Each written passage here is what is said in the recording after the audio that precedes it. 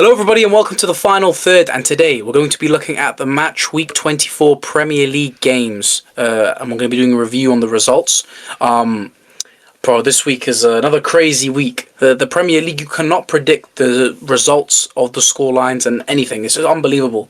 Any team can beat anyone, so another good week of Premier League football. But before we jump into it, Al, can you reveal the player from the last video, please? Yes, the player from the last video was Tony Adams. Arsenal legend. So let us know if you got that in the comments, and of course we'll give you the new quiz at the end of the video. Yep, perfect. Thank you, Al. Let's jump straight into the first game. And the first game was Brighton versus Everton. It finished 1-1. Is there anything you guys want to discuss? I'll be honest, I didn't watch this game because I had work. So, yeah. What do you guys think? Because obviously there was a late equaliser from Everton, and I'll talk about Everton because obviously David Moyes was his former manager, and the way he started celebrating, and I think he got a yellow card for that. He got for that, and personally I think the game's gone. Game's absolutely gone. To be able to get booked for celebrating a last-minute winner is a disgrace, quite frankly. But the game's the game, and I guess that's the rules. But yeah, no, it's a good late equaliser from, I think, was it from Beto? I believe scored the late equaliser, yeah, and to be fair, he hasn't really scored in a while for Everton, but he scored when, it probably matters most at the moment, so, it's a good, important goal for them. To be fair, I can't remember what the goal was now, because I did watch the highlights, but I've completely forgotten the goal now, but yeah, no, it's a good equaliser. I mean, it's good for Everton, to be honest. Brighton, on the other hand, I don't know, I want to say, it's obviously not worrying. It's not like they're in the relegation, necessarily in the relegation battle or anything. But, I don't know, from the team that they have, I expect a bit more, if I'm being honest, especially at home. I think we all predicted just a fact, just to drop it in, that they've got the most draws in the Premier League this season. That's not necessarily good, is it? Yeah, it just shows they got a problem. That's what I'm saying. It's not a good line. Whether that's because of their attack, maybe you could admit probably is. Maybe it's their defense. Because look, I don't really know.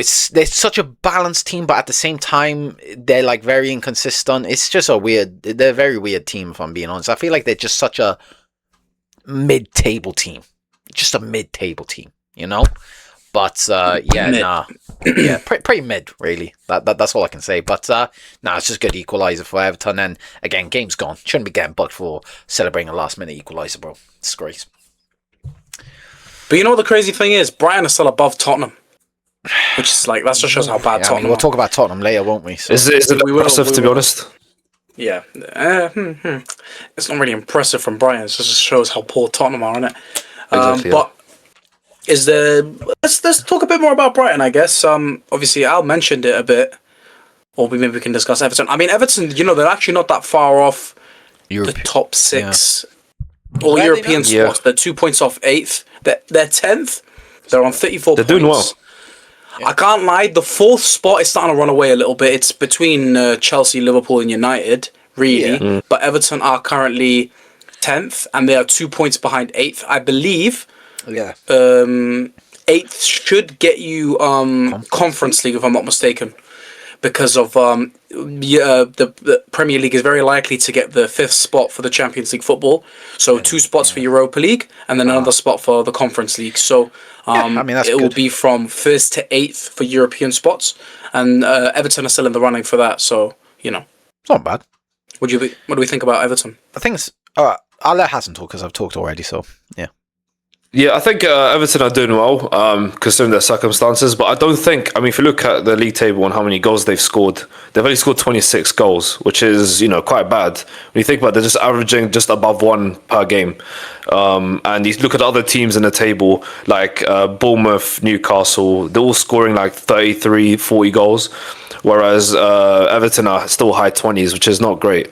They definitely need to improve the goal scoring. Obviously, we've talked about Everton's issue at striker with Beto and Barry. Not the most clinical strikers in the Premier League, not the best strikers in general. And I think that's been the main problem, because I think creativity-wise, they've got very creative players up front. You've got Dewsbury Hall, you've got Inday, you've got Grealish. So I don't think that's the issue. I think it's just finishing off the chances, So I think that is the main problem. What do you want to say, son? I was just going to say Grealish is obviously I'm pretty sure he's injured for the rest of the in this season, game, which is which is unfortunate. And then Yeah. but I just want to say, like, obviously Barry's starting to score goals now as well. He scored in the game before that. But also I just think it's been a good turnaround for David Moyes with Everton. You know, I can't remember where they finished last season, but I just think he's done really well with the team. So yeah, that's all I wanted to add. Yeah, I agree. Yeah, apologies for I agree, to be fair. And in regards to Brighton, I just think we've spoke about Brighton's, inconsistency like quite a lot, and the fact that they can't see games out. And I don't know what the reason for that is. I think it's also defensively they're not solid. I think they concede a lot of sloppy goals, and I think that's been the main problem. Like they always start winning games, score the first goal, but they just can't see games through. Whether that's defending or attacking, is probably both. I say it's a mixture of both things. But I think the biggest problem this season has been the defense, and it's been covered up by the goalkeeper, because Verbruggen has had some very good saves this season. I probably kept them out of certain losses, in certain games. So I think that's definitely a good thing for them. But I think the defense definitely gets sorted out for them. Yeah, agreed. Like you say, Verbruggen's been a big player for them, and don't be surprised if he joins a club like Chelsea, who need a goalkeeper in the summer. And obviously, Chelsea's academy is Brighton, so yeah.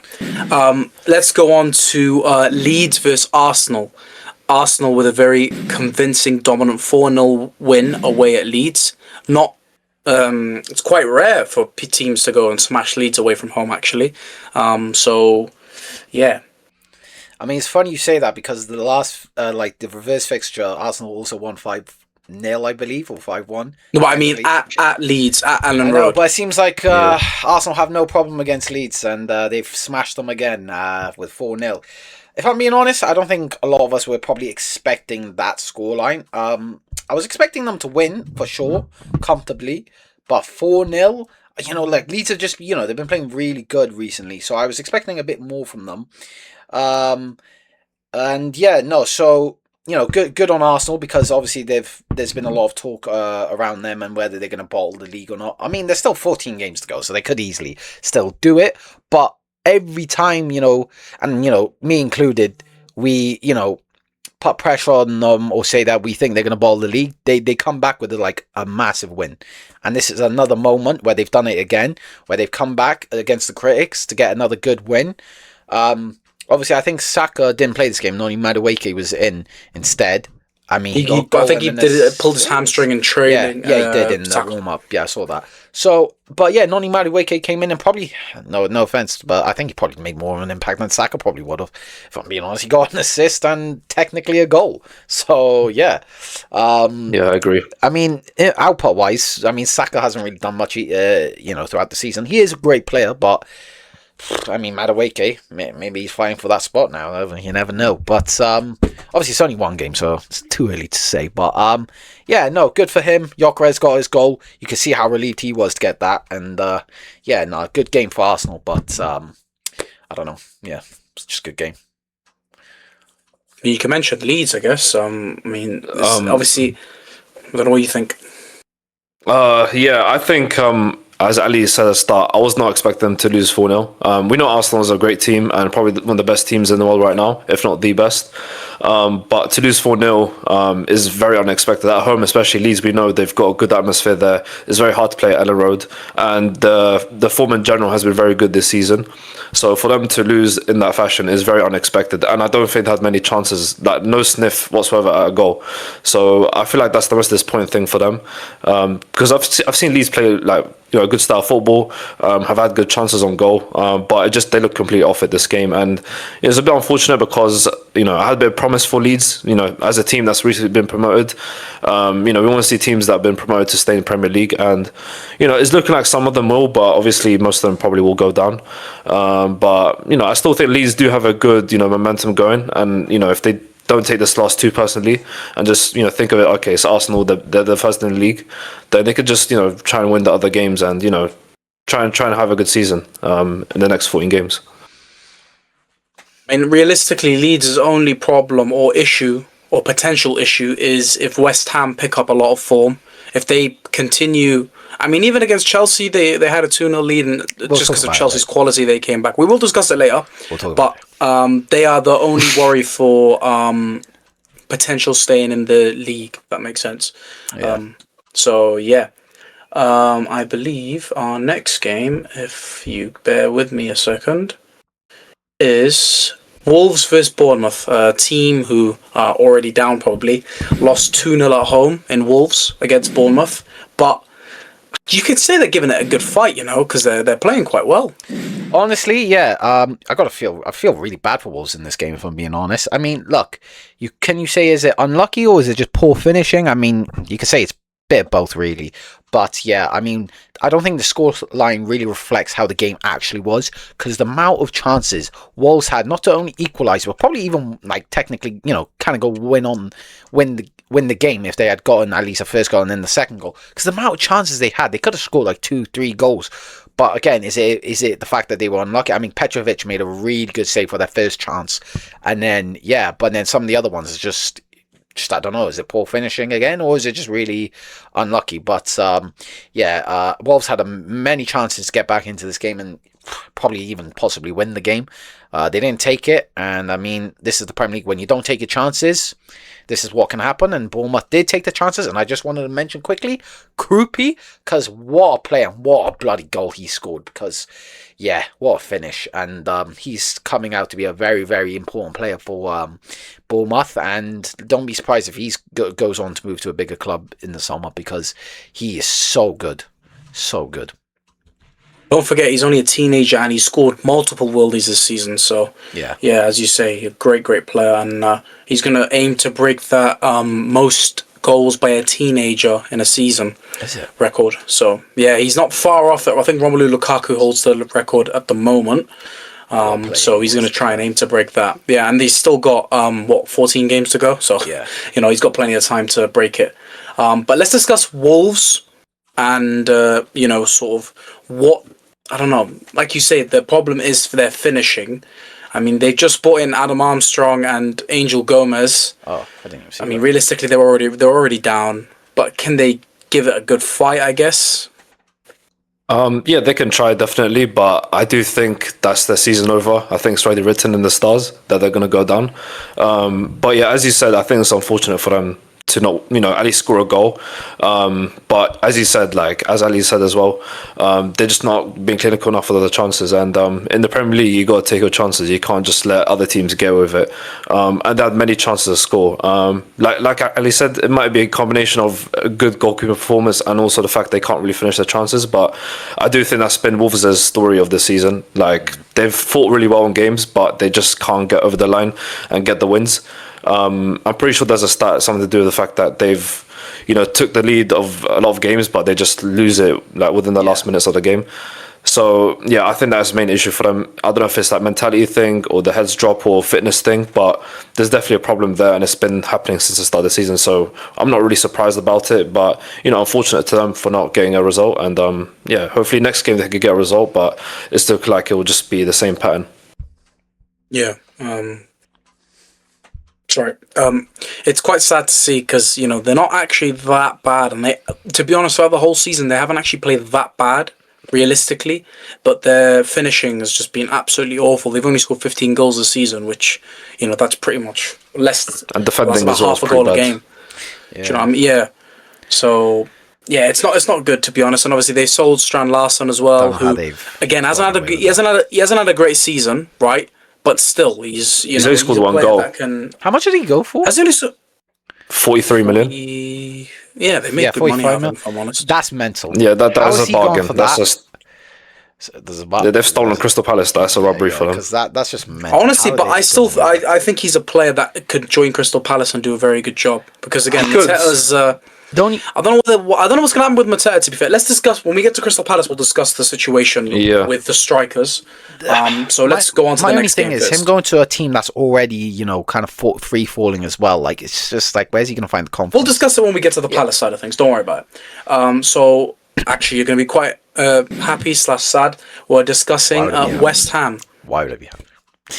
I don't know. There's positives. There's positives to take from the game. There are. There definitely are. But let's get in. So Chelsea versus West Ham, and Chelsea make a great comeback to win 3-2. I can see Ali's not happy, but let's just talk about that one moment at the end of the game. Adama Traore, mate. Honestly, what are you thinking to push Adama Traore in the back and then like try and square up to him? You could tell honestly, the instant regret in his head. That was instant regret. He's just like, that was probably the best moment away. of the game, if I'm being honest. That's not, Johnny, the most entertaining part of the game. Game's back, mate. Yeah, game's never been so back ever. Right.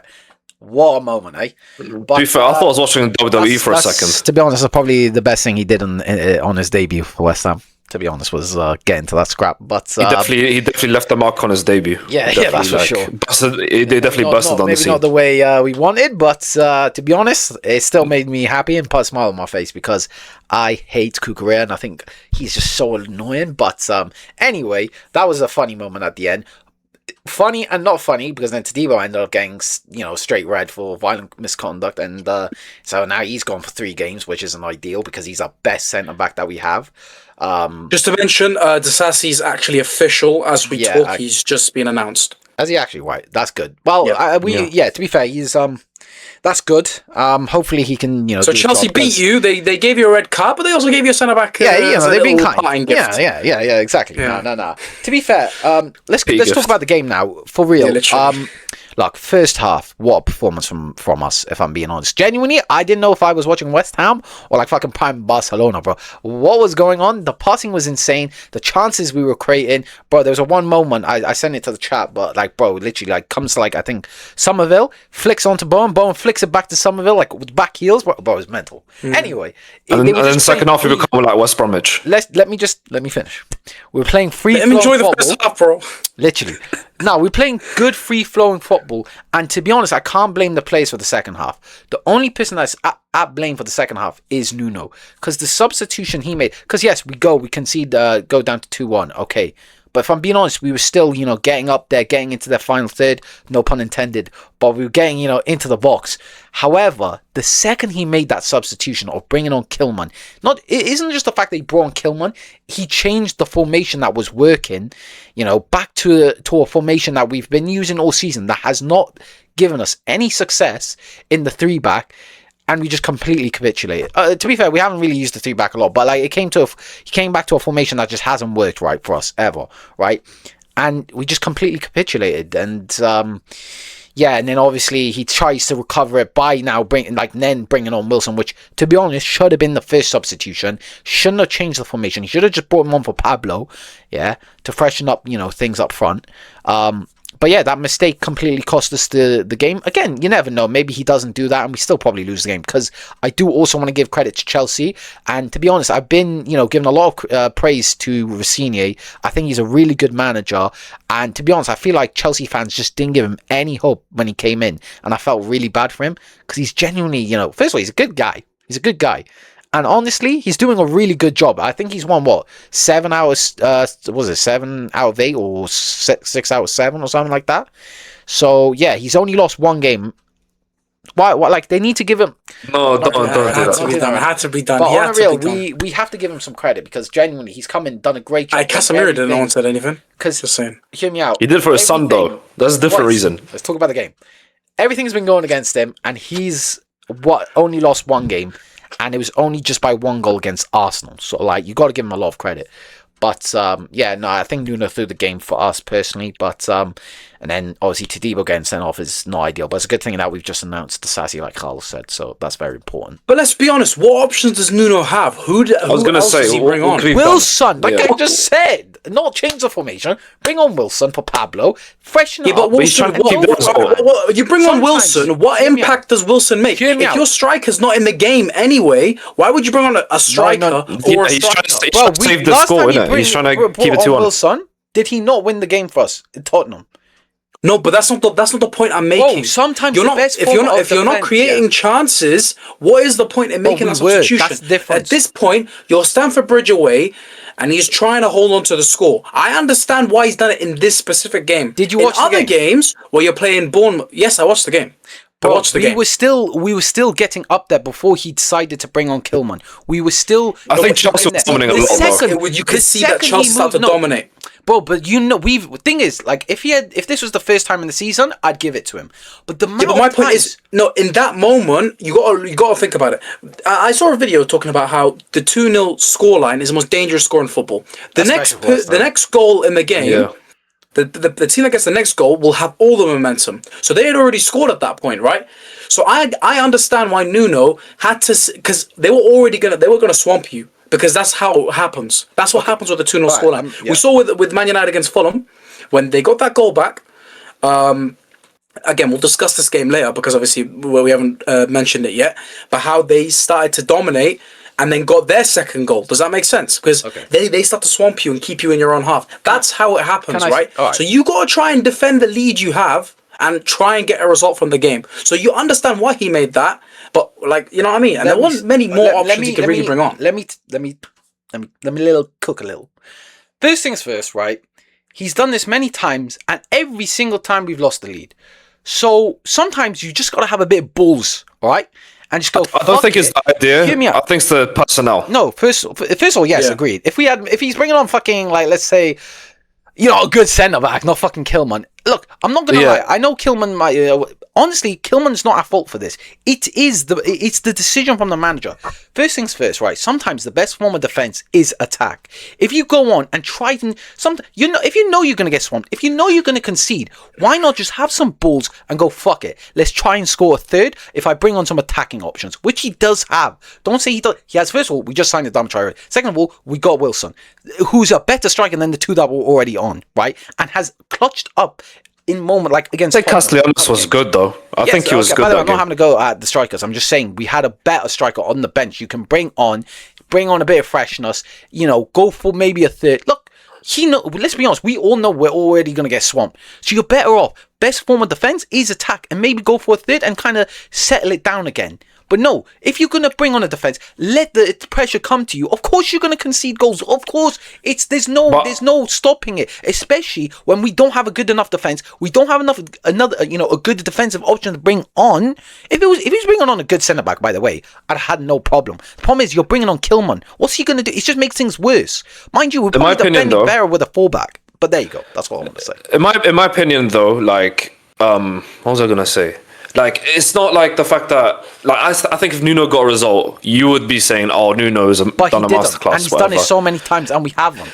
That's the point. But you can see why he did it. That's the point the house is trying to make as well. I can't. I actually can't. Because he's done it too many times, and we've lost so many times because of it. Bournemouth, he did it when we were 2-0 up, and we lost points because of that, and that's on him. I love Nuno. I'm not having a go at him. I still love Nuno. But I'm just saying... I think it's the fact that the attack is also not strong enough. Stupid. In that time, I think attack at that moment in time is not strong enough to obviously go and penetrate Chelsea's defense and score a goal. I think that moment you have to try and defend the lead. Attacking option, especially Wilson, because he's better than both the strikers that are already on. I agree. I've said that. That's my point. It's a better option. So then why doesn't he just start Wilson? That's the thing. Honestly, I'm questioning that myself. Why the fuck's Wilson starting over there you Pablo? go. Like, I'm going to start my opinion.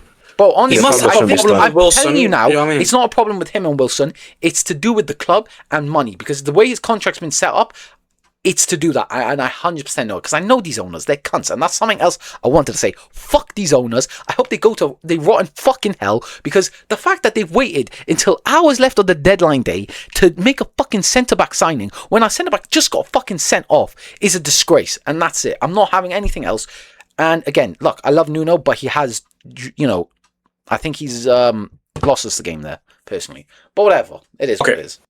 We've talked a lot about West Ham. Let's actually talk about Chelsea, and we're going to praise Liam Rossignol and how he made those 3 subs at half-time, taking off Garnacho, which, by the way, absolute disaster class. If he had stayed on the pitch for longer, I think West Ham could have average Garnacho performance.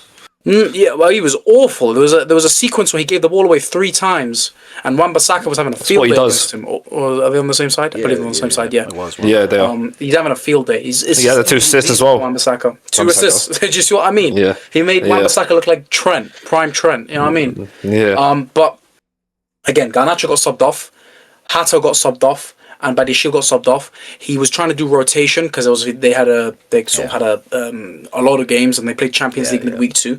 So you could understand why they did it, but they brought on the quality players that they had in Fofana, in Cucurella, and in Neto, I believe. They all got João Pedro, João Pedro, and they were all involved in the goals. Yeah. So that's a masterclass from Liam Rossignol. So credit where credit's due. 100%, I agree. I do agree. I think Yeah. I do give him a lot of praise, and he deserves more credit than he gets. To be fair to him. Yeah. And that's the thing, when you have quality players on the bench, that's this is the difference between a team like Chelsea and a team like West Ham. They're able to make those changes, and obviously they had a very very bad first half, and got dominated when they say the least against West Ham, which isn't very good at home. But again, you have the quality players to bring on to make the difference, and they came on and they've made a big impact and won Chelsea the game. So yeah. Just let's go on to the next game, and it was. Oh yeah, big up to West Ham though for trying. Yeah, it's always trying, never getting over the line, man. That's the minimum. You put up a good fight. You put up a good fight. We did. There's positives to take away. Yeah. Let's go on to the next game, and it is Liverpool versus Newcastle. 4-1 win for Liverpool, and very convincing, very dominant. But let's mention two players. I think we can start with those two players, and it's the new signings, and they're building up a nice little partnership in Ekitike and Wirtz. Yeah. Yeah, I mean, to be fair to Wirtz, I think, obviously got a lot of criticism at the start of the season, right? Especially because of the price tag. It always happens. Any player that comes in with a price tag like that, he's going to get criticised, right? 0014, what are you talking about? But, you know what? Double that if you want. Realistically, the performances weren't ever that bad. Like, he wasn't like on a no, you're right. There's many times that he could have got assists, and players like even like Salah were just missing some of the easiest chances that like Wirtz was putting on a plate for him. So sometimes he's just getting unlucky with the fact that the other players just couldn't perform, right? And luckily for him now, he's starting to get the goals. He's getting the assists. He's forming a very good duo with and partnership with Ekitike. And yeah, they're starting to carry Liverpool in games, and it's a good partnership. He's starting to perform. The criticism's finally going away from him. He's getting maybe a bit of praise, credit that he probably deserves because he is a great player. And the problem is, in the Premier League these days, you don't get time. You really just don't get time to embed, because the second you start playing shit, that's it. Like, good luck, mate. You ain't gonna get. It's the media, back. bro. Unfortunately, the media, social media, not just the media, but price tag, media. it's the whole thing. Yeah, we can blame the media, but it's also social media. Social media itself, fans, like, we're not helpful, and we don't give players. You're saying this like we're not part of it as well. I agree. No, we are a part of it. I'm saying we are part of it. When I say social Gladly media, so as well. I include us. But yeah, no, of course, to be fair, when you come in with a price tag like that, unfortunately, expectations are always going to be extremely high, right? And a lot is going to be expected of you. And obviously that's not the player's fault that the price tag is like that, He's not the one making the prices, is he? Yeah, it's kind of like the Anthony situation as well. Yeah, it was like Anthony. Anthony was never a 100 mil player, but unfortunately got the pressure of a 100 million pound player because Man United's board's fucking stupid and for some reason decided to spend 100 mil. We signed them late, that's why. If you signed him for 40 mil, bro, no one's saying the shit they're saying. He was actually worth about that much. That's the thing. We just signed him very late on in the summer transfer window, so it became like 86 million pounds. Yeah, Wirtz starting to perform, and Ekitike's been performing, and he's just, Liverpool's best signing. Good. Yeah, easily Liverpool's best signing. But yeah, arguably their best player, and I feel like a player who needed a bit of confidence is Konate, who got a goal. Yeah, and it's quite sad how he had fallen off from last season. He was a very good player last season, and he's been through a lot this season. Obviously, his father passing away last week, so fair play, and obviously dedicated the goal to him. And he said he was going through a hard time. So as a United fan, you don't want to see Liverpool doing well, but as a player, you don't want to see any player doing as bad as he was doing for Liverpool. And going fair play to him. Yeah. And going through that stuff at the same time, exactly. Yeah. And obviously, like, the whole squad were going through losing someone who's very close to them. And me personally, after recently, I lost someone very, very close to me. I know the feeling. You can tell it's just when you're in, like, let's say I'm in work and you just feel like everybody's down, there's no energy. And I'm sure Liverpool experienced the same thing. So obviously now I kind of know what they're feeling firsthand. But let's go on to the Newcastle side of things. And there was a little moment where Alexander Isak, when Ekitike scored, he did like a cheeky grin. and it was quite funny actually when you think about it. But yeah, what do we think about Newcastle? I don't know what to start with Newcastle. They look completely flat-footed in that game. I think they had a couple of chances, but just completely outclassed, outmatched by Liverpool. It was good for them to start off with a goal. I think Gordon's goal was taken really well. They were good at the beginning of the game.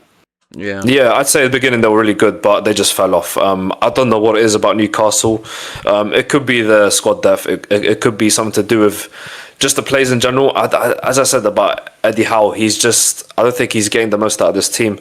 The way they play football is not very interesting to me. It's very basic football, from like just playing on the wing, relying on your quick wingers to pass it to your striker or whatever. It's not interesting, complex football. You know what I mean? Voltemada didn't even start as well, which surprised me. Like, what's going on? Yeah, Gordon started. Yeah, Gordon started as striker, which is very interesting. They wanted to attack the slow centre backs of Liverpool. He wanted pace up front, probably. Yeah, exactly. So Voltemada's been their best player Barnes this season, and probably. Yeah, even Stan Wissa would have been okay. I would say Bruno Guimaraes has been the best player. I mean, it's arguably, he was off to a very good start when he first came in, but yeah, I say he has been on a drought for a while, so you kind of understand why he might have dropped. But I feel like not going to help. No, but I feel like the tactics of this game is what he wanted to do was attack Liverpool's defense with pace, because they've had that problem. Liverpool's press was really good. That was the intent, but obviously it hasn't worked. So yeah. I think Liverpool did really well to press them and get errors out of Newcastle. So that probably won them the game. I think they just had. I think Gravenberch is an excellent player, man. He was just running that midfield. He was doing these silky dribbles, going through all the players. It just reminded me of Pogba that game. So I really like the way he was playing football. I think he's one of Liverpool's underrated players. I think he did get a little bit of praise last season. That season he was really good as well. But I think people forget how good he is. At his age as well, he's still very young. He's still 23. So he's still got a lot of time ahead of him, and he's looking like a very impressive player. But I do want to mention another player that's not been doing well, and is Salah. I think Salah's fallen off quite recently. In that game as well, he looks off it, man. He made what's his name? Lewis Hall. He made Lewis Hall look like Ashley Cole. You know what I mean? So I just think Lewis Hall's a good player, man. He is a good player. He is, but defensively, I don't think he's that good. I think he's more of an attacking fullback. You know what I mean? True. And Salah is he looks off it. His age is getting to him. He doesn't have the same pace. He's trying to take on his bro. What is he doing? I don't even know. I don't know. He looks completely really off it. But bro, use your right, man. What's he doing? Yeah, it was just last season. He literally broke the world record for the most goals and assists, and now he just can't do anything. He can't score goals now. I mean, his tally's not terrible now, but it's not nowhere near the level he should be right now. So it's terrible for the player of his standard. He scored 4 goals in 16 games, which is not good at all. To probably the worst season of his life, at Liverpool. Yeah, it's really bad. I get his age, is part of it, but it was just last season when he was scoring those goals and fall off that much in a year. Yeah. Yeah, I mean, he could say for the whole team. He could say for the whole team, to be fair. Liverpool in general just fallen off. To be fair. But yeah, that's that game done and dusted. Let's talk about the next one, and this is a big result in the title race. Villa lost 1-0 to Brentford at home, even though Brentford had a sending off in the first half. Big loss for Villa. And it's not just for the title race. If I'm honest, United, Chelsea, and Liverpool are starting to creep up on them. There's a 5-point gap between United and Villa, and with the form United are on, who knows? Yeah. To be honest, kind of want to start I kind of feel bad for Tammy Abraham because he got a goal disallowed. Because obviously, some 9 seconds or something before it, something like that, the ball went out of play, and so they double checked on that and disallowed the goal for that. Which, I mean, look, it's obviously should be disallowed because of that, but it's just kind of sad because it's it's his debut. Because I obviously played it before, but it's his second debut, and to get a goal would have been very nice, and maybe win them or at least equalize them in the game. But obviously, I guess it wasn't meant to be. So yeah, and I mean, even I'm not gonna lie, Brentford's goal, it was good. It was very good finish from Ouattara. Very, very good finish. Obviously, a bit of luck because I think it bounced off the defender back to him, but. Sometimes you need a bit of luck in it, but no, it's obviously a poor performance from Villa. I mean, Brentford were down to 10 men for most of the game, And the fact that they just couldn't take advantage of it is clearly a problem in, whether it's attacking wise. I mean, obviously they made the signing of Tammy Abraham to at least boost the attack, and, it kind of nearly worked, but, didn't in the end, and obviously cost them the game, and it's affected title race big time. I mean, I think we've all known, like, they probably were never going to win the league.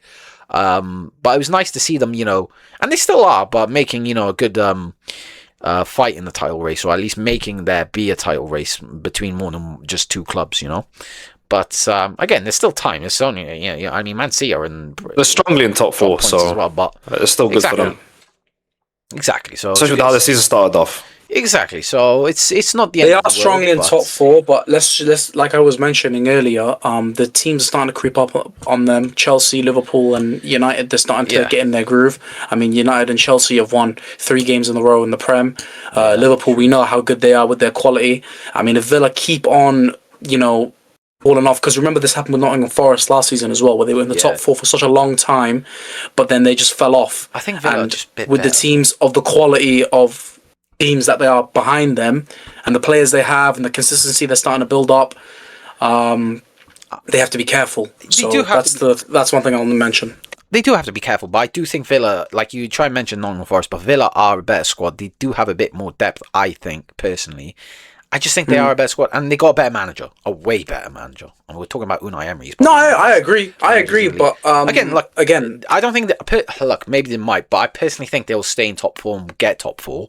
Whether it's 4th or 3rd, God knows. But like you say, there's so much time left in the season that you don't know what happens if they keep on dropping points. How many times has this happened though, where they've dropped points but then gained points? Drop points. It's been happening, bro. It's been happening. It's not the but the problem is we're very reactionary. My point is next week, and we're like, No, but my point is United, Chelsea, and Liverpool are starting to get in their groove, and they're starting to get results now. That's the point, and they're starting to gain consistency. If Villa stay inconsistent, there's enough of a gap where within 14 games, I feel like those 3 could probably leapfrog them. Does that make sense? Look, you're completely right. Leapfrog Villa. You're completely right, but I mean, it's all if buts and maybes, really, isn't it? I mean, how many times you could argue it, like, because with Villa, I don't. But I agree with you. It's a buts and maybes, but I'm saying they have to be careful. They have to take their chances. But I'm sure, and they were the better team. They had loads of chances. I know Kelleher had a great game, but the thing is that they didn't take their chances. Didn't score in the game at home. Big opportunity. Brentford aren't the best away from home. They didn't play that well. They got a great goal, but that was about it. They didn't do anything else. Yeah, Villa should be winning this game easily. Exactly. But I think, as Hala said, Kelleher had the masterclass, so that can happen when goalkeepers just pull out performances like that and you just can't score. So, you got to give credit to Brentford for, sticking it, just make sure they're in the game and scoring a goal, and taking the 3 points. And again, Brentford aren't even that bad themselves. They're currently 7th. So 3 points behind Liverpool, do you know what I mean? They're pretty good, and you never know. They could be in the... this is what I'm saying. With this season, you just can't judge anything. Again, results going teams' way, just all over the place. You know what I mean? So we don't know what can happen. So, speaking of a result that was pretty... gave us a slight heart attack. Man United versus Fulham. 3-2 win for Man United. United 2-0 up.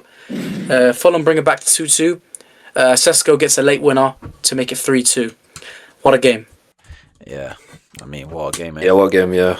I feel like... do you want to start off or should I start off? I just want to say that one thing, bro. I swear, every game Man United play is always some madness, bro.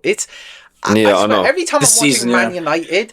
It's never like, oh yeah, they comfortably just won like the game, like whatever, like but just once against Sunderland, that was it. Do you know what it is? Do you know what it is? Do you know what they're like, right? I'll tell you what. I don't know whether you guys remember the first season under Jurgen Klopp, where Liverpool. My memory's all. Was it the first season, or this first season with like Mo Salah, and when they got to the Champions League final, what Liverpool were very good at was scoring goals, but they shipped so many. Because there was a massive problem in the defensive midfield, right? That is the current problem with Man United, I would say. Our attack is our attack is sorted. We're the 3rd top goal scorers in the league, and we've got goals all over the pitch. Yeah. Do you know what I mean? But goals conceded, like there's literally, if you look at the league table, right? I believe Bournemouth are the only ones more than us. Yeah. Bournemouth, Leeds, and the West Ham, teams in the bottom in the yeah. relegation Yeah. zone. I was about to say. Let's go 8 places So down we to have find a 5 team more that's teams. considered These more. guys, do you know what I mean? Bournemouth are known for Yeah, shipping facts. goals. They're a team that are so open, so you Yeah. can score goal against them. I mean, Leeds are a promoted side, Burnley promoted side. It's bad. I don't want to And- talk about West Ham. Yeah. I mean, yeah, but West Ham. Let's be honest, they've been like you say, Yeah. they've been shipping goals a lot. I mean, they've got the most goals conceded. Wow. Are we Anyway. actually? Oh my god! Actually, I'm Yeah. not surprised. Why am I saying that? We literally lost 5-1 to Chelsea at the start of the season. So that's just a Yeah. good example. Yeah. Anyway, yeah. Anyway, Yeah, what I want to say, Casemiro, I think, I wouldn't say he's my man of the match because for me, Bruno, like without him, we wouldn't score those 2 goals. But Casemiro proving the haters wrong, Jamie Carragher wrong, that he still got it. You know, the no-look assist to Cunha and his header obviously put us, 1-0 up. He's a very important player for us, The Casemiro. punditry leaves you. Yeah, literally. Yeah, he's just got his taste of his own medicine at this point. But I'm happy for Casemiro, man. He's proven to be a very important player for us, and hopefully he starts to continue doing this for us because I don't want a bad injury to happen to him or for him to just lose form. But he's very important for us, and hopefully he continues doing this. And Bruno, the first cross to Casemiro, inch perfect on his head on the plate. There you go. And the second, the last goal, to Sesko. I mean, what a finish from Sesko that was. But Bruno's dummy, he sent fucking Bassi to Nigeria, and he just put on a plate for Sesko, top right. There you go. You know what I mean? Like, if you what's crazy to me is the fact that Arsenal fans put Odegaard in the same conversation as Bruno. That's the most and Chelsea fans as well. I got a friend who's a Chelsea fan saying Palmer's better than Bruno. I don't know if he's rage baiting at this point, but Palmer's not even better than Morgan Rogers at the moment. So I don't know what this conversation. It's disrespectful to put their names next to Bruno's. You know what I mean? Fernandes Bruno, is up for player of the season in the Premier League, I think. he's got 12 assists right now. He's on track to be on his record. You know what I mean? He's only 8 away, and there's 14 games left. Yeah, doesn't he? And I think he'd easily do it. He's got the second most goal involvements, only behind Erling Haaland, and obviously he scored like 20 goals. And also, majority of the games he played as a DM. When you think about it, only now he's starting to play as a number 10. So for people to exactly, so for people to shit on Bruno when he was playing our position the whole time at the start before Amrim got sacked, like, it's unbelievable how people think Bruno is just the average player. Without Bruno, we'll get relegated twice, maybe, like in the span of the years he's been. So yeah, people need to be grateful for what he's done for us and in general, him as a player. I know some fans don't like him because he's reactionary, he throws his arms about too much or whatever, but you cannot deny that he's a world-class player, and he's been doing that for years. So yeah, but I also want to talk about Cunha as well. His finish was great. I think people wrote him off at the start saying that he's got no goals, no assists, nothing like that. But they didn't see what he brought to our attack. He brought a lot of dynamic, runs into our attack. A lot of our attackers last season were too flat-footed, not doing much. This guy, whenever he gets the ball, something's about to happen, and that's what I like about him. He's direct on the ball. So yeah, I love Cunha, man, and he deserves that goal as well, and hopefully he continues scoring more for us. But yeah, any bad points that I want to talk about, probably Dallo. I mean, just the usual shit from Dallo. Just letting in players cut inside and scoring, absolute worldies. So yeah, no surprises there at all. But yeah, I think that's our main weak spot right now. Our fullbacks, obviously Shaw's getting on. I think he was missing in this game. He wasn't really doing well. His age is starting to catch up to him, and yeah, we just need new fullbacks. I think our defense is all right. I think like the centre backs, but I think the fullbacks are not great. Mazraoui came on. I think he was injured previously, so he just looked a bit rusty as well when he came on. So yeah, great performance from the boys, and hopefully the next game we could get results as well, so he can get a haircut.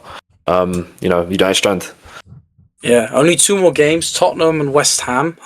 Both not great, but fingers crossed. You never know. I mean, Tottenham's a bogey team, so You'll probably get it. Tottenham is our bogey team.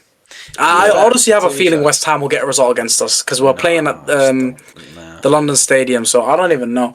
But you did talk about Luke Shaw. I want to just say something. He has actually been playing decent this season, but I do think we need to replace him only because there's no consistency. There's no future vision with Luke Shaw. I would say I think he's overplayed as well. Did Doku even I think play that game? he's one of the most players that's played the most minutes as well. Yeah. Oh shit. Luke Shaw. I think when you look at the players that played the most minutes, I think for United he's played the most minutes. So I can understand he's getting a bit tired. I think he started every game this season. If I'm not mistaken. Yeah. So I can understand he's a bit tired. That's crazy.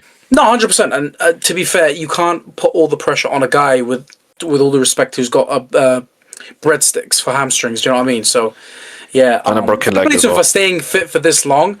And let's be honest, the only reason he stayed fit for this long and like pushed through the pain barrier probably World Cup. is for the World Cup. Yeah. Yeah. Exactly. But I honestly believe that we got to sign 2 new fullbacks. Right hand side has to be looked at, and obviously left hand side just to at least give some competition for Luke Shaw, right? And then the midfield as well, because obviously Casemiro's leaving. Ugarte comes on and we ship goals again. I like Ugarte. I think he's a decent player, dreadful. but that something has to be studied with this guy. When he comes on, we always seem to concede and like bottle a lead. Do you know what I mean? He's dreadful. He's dreadful. He's part of the Kevin goal because he doesn't track the runner. You know what I mean? He's meant to be part of the defense. That's his side of the pitch, I'm pretty sure, as well, the right side. Yeah. So he just lets Kevin Well, I score will that goal. say, listen, with Ugarte, yeah, I've mentioned this so many times. When you're a player, especially in the type of intense midfield that Man United play, and the style of play we play, the pressing side of things, when you don't play games, and you got like people like, to be fair, you're not going to play games ahead of the form that Casemiro's in and the way Kobe Mainoo's playing too, right? You have to sort of have game time in your legs. And obviously, we're only in the Premier League at the moment. We've literally played the least amount of games we've played in years. Centuries, actually, in the last century, which is crazy.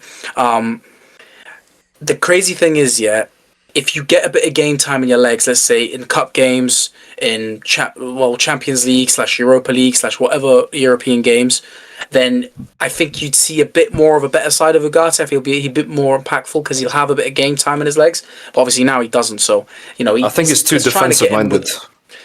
I get that, to be fair, and that's what I'm saying. He's a player where I think he's a good, maybe rotational player.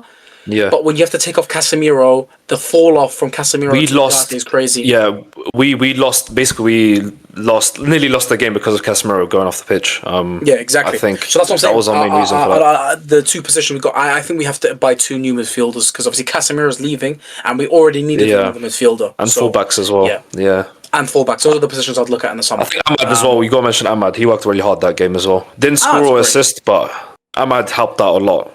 I know. To be fair, we did mention United a lot. We can mention Fulham, I guess. To be honest, the penalty was good. The penalty was a great penalty, and the Kevin goal was a great goal. I feel like maybe you can probably blame Maguire for the penalty. I would say. Oh yeah, it was a reckless challenge. Yeah, it was a reckless challenge. He didn't need to do that. To be fair, I'm pretty sure Raul Jimenez stepped on him. I think so, but when you're coming in at that speed, like a striker's one of a goalie, he comes sliding in like that. It's gonna happen. Before penalties weren't given at that, before, right? If you make a challenge like that, because the ball's gone out of play, it's not. Yeah, I know what you mean. He's played the ball before he's done the tackle. He's already played the ball. So I mean, but I think it's still reckless. I think he's got the yellow because it's just a reckless challenge. You know what I mean? I agree. Yeah. So penalty might be fair, and the Kevin goal was just quality because it was like a nice little link up 1-2, and then Kevin just. I mean, Lamens had no chance. Let's be honest. And by the way, Lamens.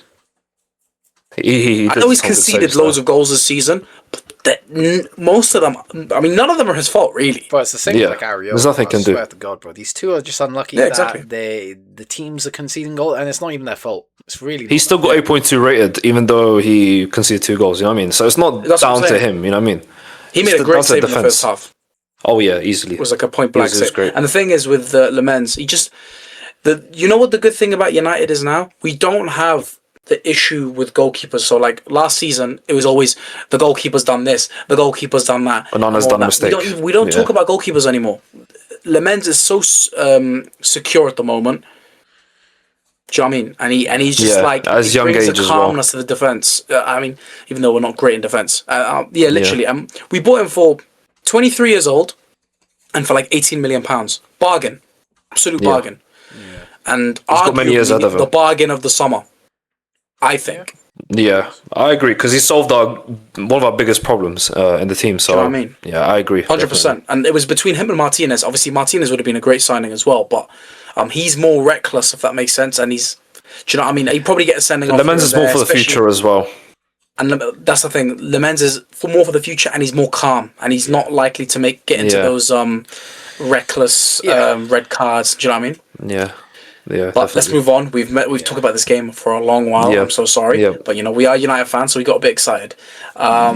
Let's go on to the Forest and Palace game, and maybe a result that Al maybe you're happy with. They dropped points. It's better than Forest winning, so I guess I'll take it. Yeah. So obviously Forest drew 1-1 with Palace. But to be fair, I think Palace should have done better because Forest had a red card in the first half. Yeah. And they didn't capitalise on the opportunity to, get a win for the first time in a while, to be fair, for Palace. And they lost the goalie as well after half time, isn't it? Yeah, I think so. Bro, I can't. They had to bring on a substitute goalie. So not Sal's, who's the main goalie. Yeah, they're about to bring on Angus Gunn. Oh, that's a name I haven't heard in a while. Damn. Yeah. Anyway, bro, yeah, you just gotta kind of bro. I just feel like the vibes at Palace are so bad, probably right now, in the dressing room. But everyone's fucking left them. Fucking they brought in Strand Larsen for 45 million, which we said we would talk about. It is awful business. I don't care what anyone says. I think we all think it is, right? I'm sorry, but Klaus is talking. Yeah, I respect what Klaus is saying with if he's got confidence, he's a good player.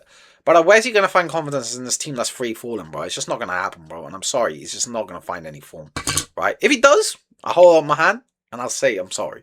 But at this rate, I don't see it. I don't get the signing, to be honest. I mean, I get it because of sometimes Mateta. environment. Sometimes, trust me, sometimes environments make a big difference. I mean, Mateta's not playing. He's not going to play, and it's like he's given up on Palace, right?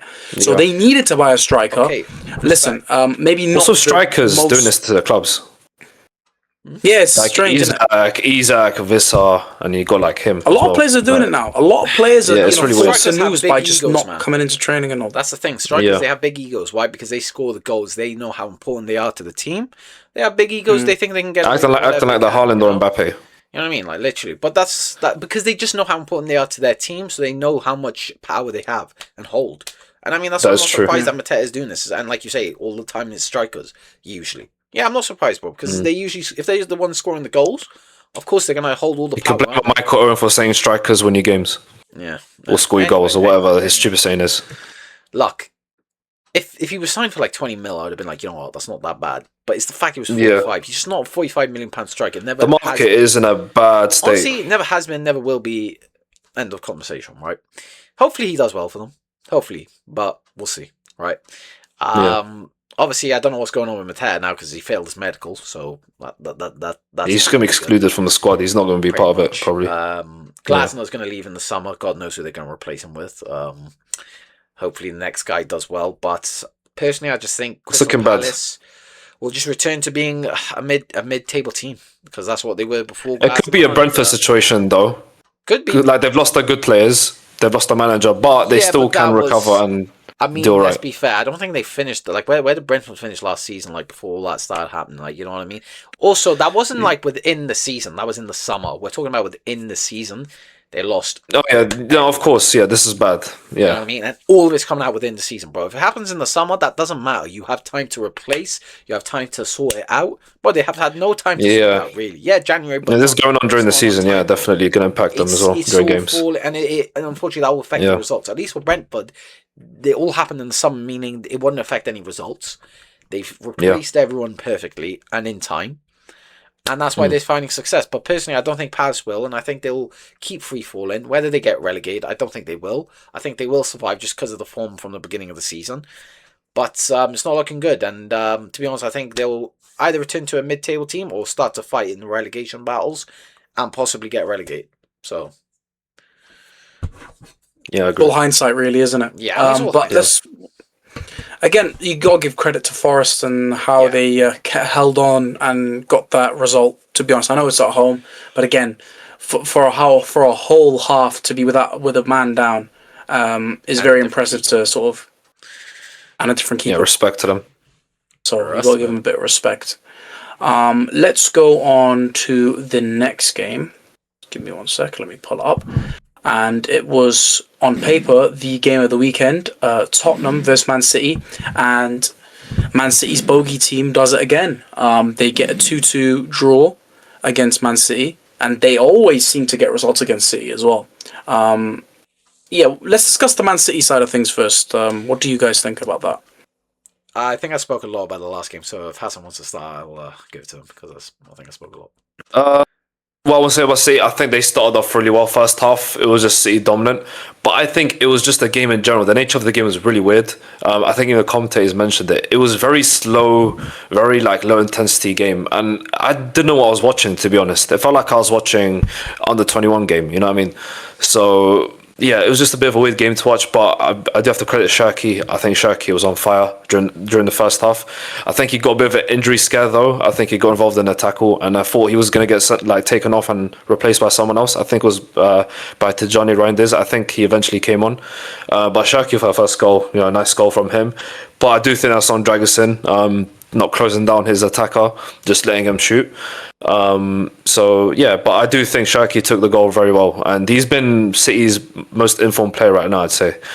He's been very good for £30 million. You cannot complain about value for money. I think he's up there with bargains of the season. And and then Semenyo also scoring again, continuing his City form. He's been great for City. Great signing. We knew he was going to be a great signing when he joined. But yeah, it's unfortunate to see him obviously do well for City. But still got to give him credit for doing that well from his big move and stuff. But yeah, I do think in general, didn't enjoy the game that much. I think second half is where it started getting more interesting, and Tottenham started to really dig in and fight. But I do think City fell off second half. I don't know what that was about, but you got to give credit to Tottenham. I think Xavi Simons played a part in that. He was very important for the two goals. I think particularly for the first goal, he was the reason why Solanke scored. But yeah, I don't know. It's just Tottenham decided to turn up at the weirdest moments. The start of the game, I thought this is going to be a demolition derby. City's going to win like 4-0. But then they just come back, and then, of course, Solanke scores that brilliant goal. So, yeah, I'll let Ali discuss the Spurs side of things. But, City, they tried well in the first half, but I think they fell off second half. I mean, yeah, like you say, it's a very good performance for Solanke. Probably one of his best performances for Tottenham, and got them the point at the end. I don't know. Yeah, it's just Tottenham have just been awful all season, really, and it's just gotten worse and worse and worse. Obviously, there's a massive disconnect between the fan and the team. Whether it's they got booed off half time. I mean, yeah, bro. I can't really blame them. I mean, the performances have been way below par, especially for a team that won the Europa League. Yes, the performances in the league were also awful last season, but it's a different manager. They thought they would get a bit of a refresh. Champions League football, all this, and it's just been worse. It's probably been worse, if I'm being honest. Yeah, maybe they might finish in technically a better spot, but let's be honest, it's the vibes is all worse than it was last season. They all want Thomas Frank out, and you can't blame them because he's unfortunately not been good with them. And yeah, even the performances from some of the players. Look, what fans really want to see is just effort. And if you're not putting in effort, you deserve to get booed. You're getting paid God knows how much as a Premier League footballer, and you can't just put in a bit of effort. You deserve to get booed if that's the case. Look, I didn't necessarily watch the game live. I watched the highlights. But if they're booing off the team at half time and they were 2-0 down, I believe, then yeah, they probably deserve it. They probably put in. I watched the game, to be honest. No effort. They deserve it, man. If you're not putting in, I watched the game. The players did not put effort. Well, there you go. The players did not put effort. They were too flat-footed, no intensity whatsoever. Then they deserve it. Yeah, I don't blame the manager at all, because you can look at them play and just downing tools. You know what I mean? They're not trying at all. Yeah. Obviously, there was a big halftime talk, and they probably got spurred on. No pun intended. And then they obviously scored the 2 goals. So credit to them for having a little comeback.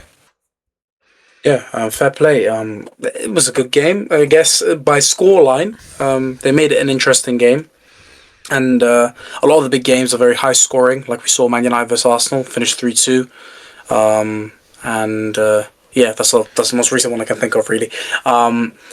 So yeah, let's go on to the final game of the weekend, and it was Sunderland vs Burnley. Sunderland getting a convincing 3-0 win at home, and they seem to be back in their groove a little bit, and they are currently 8th. Yeah, Sunderland. With Sunderland, obviously, when AFCON came around, they kind of fell off a little, but that was to be expected because half their players went to AFCON, right? At least that was starting in the team, right? And Yeah, no, so Sunderland, what can we say? They've probably been the biggest overperformers in the league. Obviously, they've come in from getting promoted, and not even automatic promotion, from the playoffs. Come in, done absolutely amazing business in the summer, and have taken the league by storm, if I'm being honest. No one expected them to do this well. I mean, I know me and Haas had them stay in the league, but we didn't expect them to, be fighting for Europe straight away. Maybe build on it, but not straight away. And they're doing it, and doing it really well. And it's nice to see, because most promoted teams just come up and go straight back down. And it's nice to finally get a change and see a team really not only put in a fight, but, really shock the league with the way they're playing. And it's not just the fact that they're getting results, they're playing really good football, they're entertaining to watch. I mean, bro, that third goal, what a fucking goal, bro.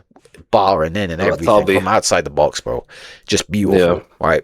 I mean, the second goal was a bit shit from the keeper, if I'm being honest, from and defense as well, and the defense. But look, no offense, Burnley, they've just not been on it all season. I mean, usually they're all right defensively, but nah, not this game. They're just awful. And obviously it's away. And it's the Stadium of Light. We've talked about how important that is to Sunderland, because the atmosphere that they can create there, and they've taken advantage of it this time, and they've got the convincing win in the end, and they probably deserved it. But I mean, I think it's just, there's not really a lot to talk about. I mean, like, let's be honest, Burnley just not great, and then Sunderland are a great team, and that's what you get. Simple as that. Yeah. There is one thing I want to ask though. It's not related to this game, but you see the City and Tottenham game. I've seen a lot of pundits discuss that this is the game that's like decided Arsenal if they're winning the league or not. Would you say that is a turning point? And I mean, it's definitely big, but it's not necessarily a guarantee. I mean, we got 14 games; anything can happen. You know what I mean? Yeah, I think they're being too. They still have to play each other as well, so you can't forget that. Yeah, I think they're being too overreactionary. Like, I think they still need to give it more time. I think every week. I think it's definitely a big boost for Arsenal. Reaction. Let's be fair. I think every week is a different reaction with the title race. Because to be fair to Arsenal, they go from 4 points to 7 points, 4 points to 7 points. Same with United and Carrick as well. You know what I mean? So it's like United are back and this and that. Yeah, so that's football though. It is a reactionary sport, and that's how it is. Yeah. If you want to talk about the title race at the current moment, just end before we end the video. Man City have to play Arsenal near the end of April. Now that is near enough the end of the season, with about 5 games to go after that game. Now a lot can happen from that now and then. I mean, Man City could be top and Arsenal could be second, and it could be vice versa. You know what I mean? Because like we say, anything can happen from now to the end of the season. Even a bigger gap, could be an even bigger gap, exactly, 100%. So you don't know what can happen from that point. But with that game, whatever happens in that game, 5 games to go, that game will decide the title, depending on whether Arsenal have built enough of a gap, if that makes sense. Yeah. But that game will be the game that decides the title for me. So I know that's still a long while. We still got over 2.5 months. Yeah. So we have to kind of wait and see, and just see if Man City and Arsenal both stay consistent, keep on winning games, then that is sort of what I think will decide the title. Anyway, that is it for the video. Thank you guys for coming in. Really hope you enjoyed that. And if you guys have anything you want to mention about the games as well, and any of your thoughts, please leave that in the comments below too.